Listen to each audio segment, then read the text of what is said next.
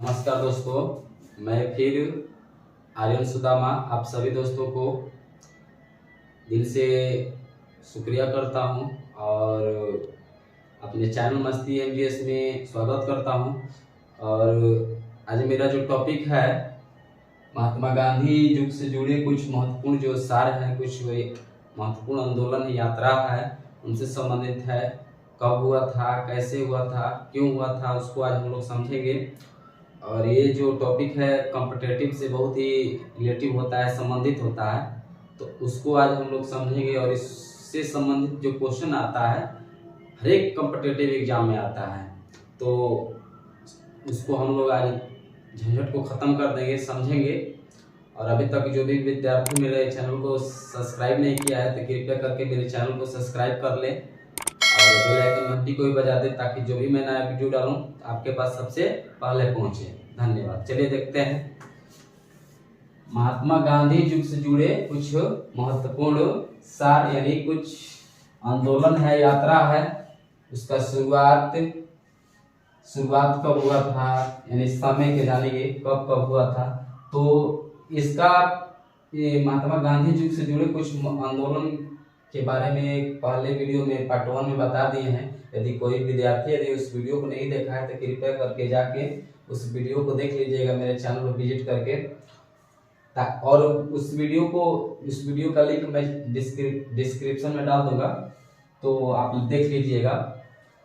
असहयोग आंदोलन, यानी जो आंदोलन से संबंधित क्वेश्चन है उसको आज हम लोग जानेंगे। आंदोलन या यात्रा, शुरुआत कब हुआ था उसको जानेंगे।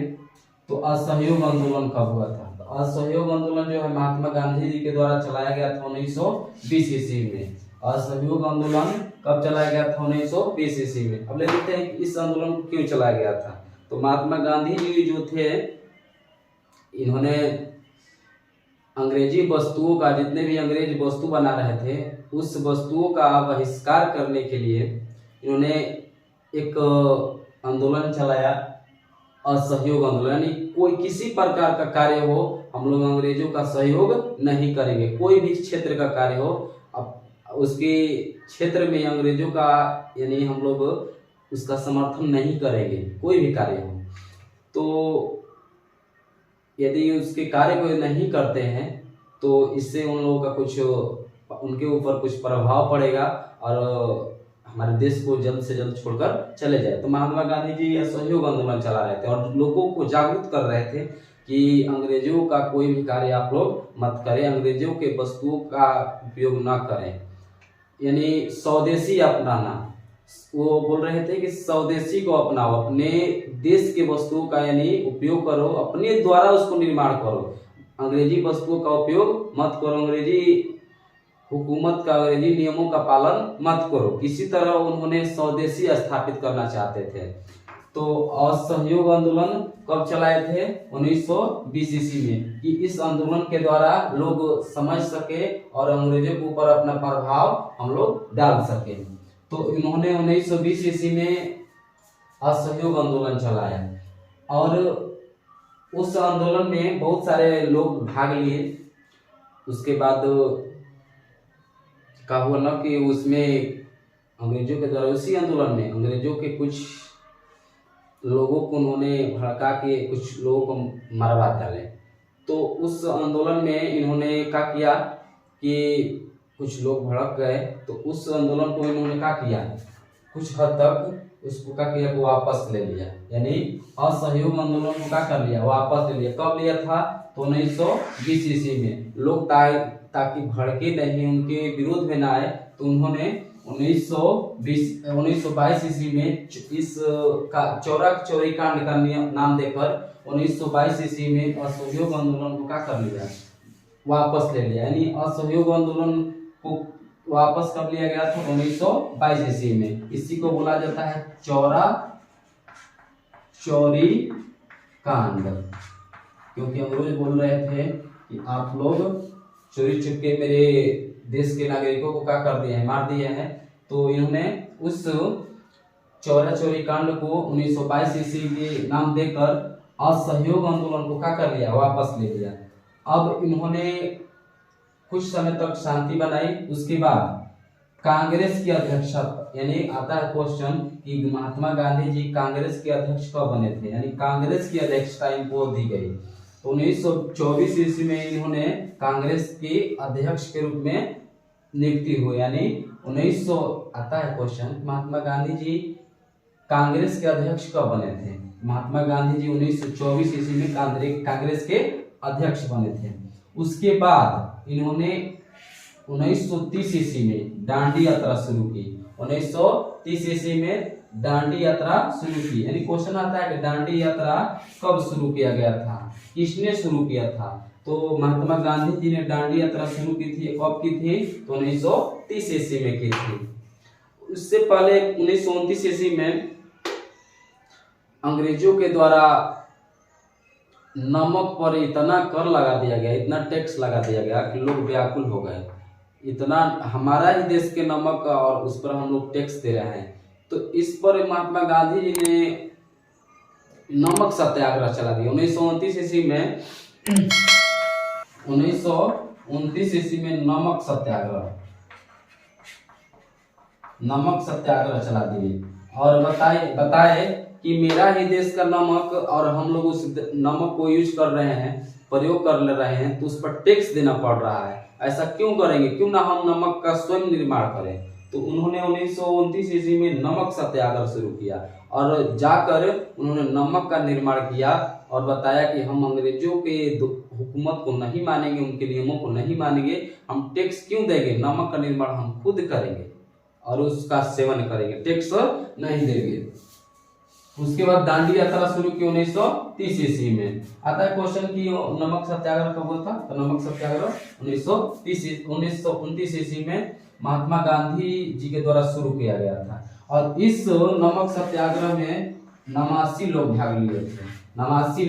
भाग लिए थे।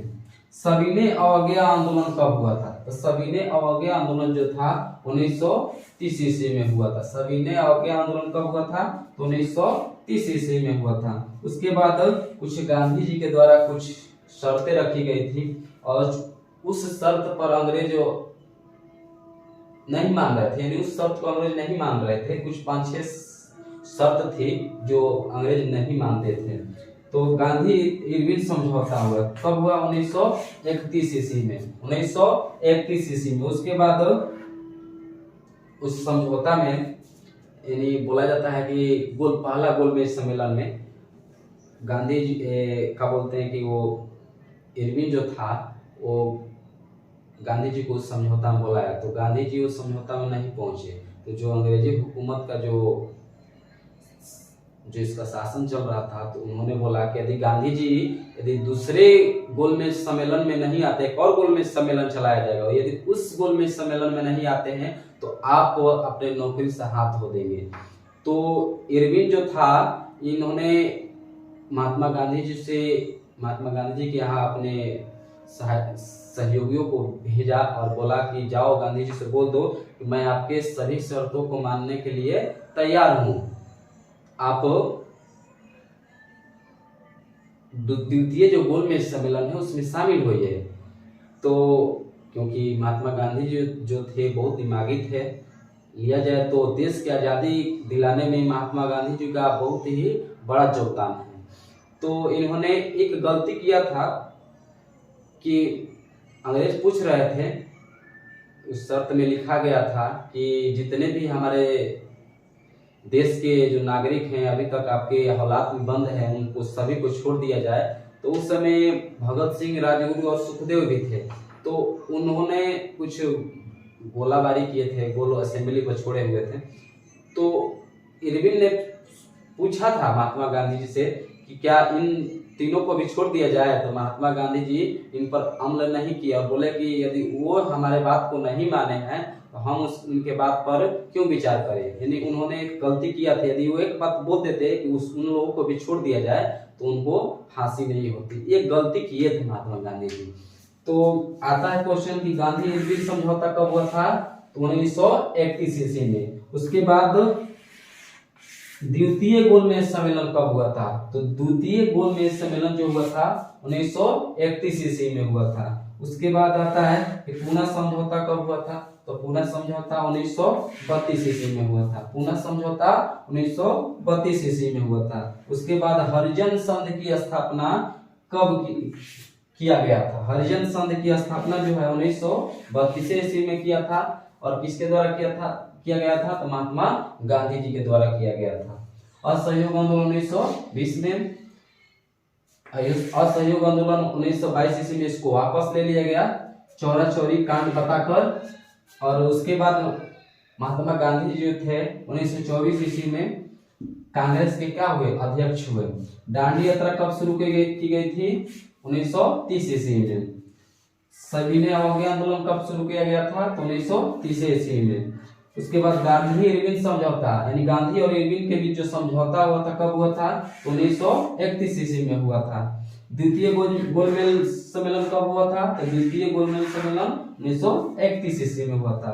पूना समझौता कब हुआ था? तो 1932 ईस्वी में हुआ था। उसके बाद हरिजन संघ की स्थापना 1932 ईस्वी में हुआ था।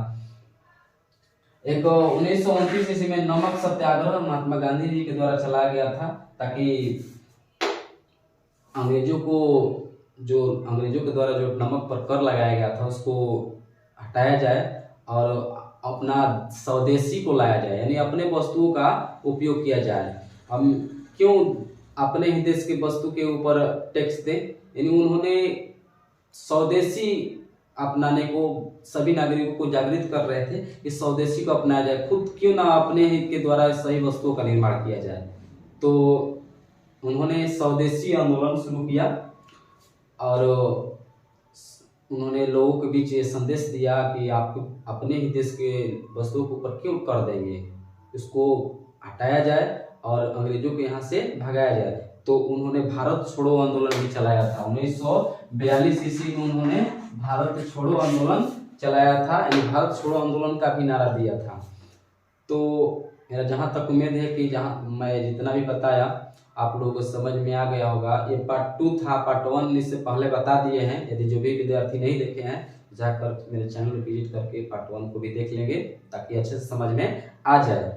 और अच्छा लगे तो चैनल को सब्सक्राइब कर देना है, लाइक भी कर देना है और आगे शेयर भी कर देना है। धन्यवाद।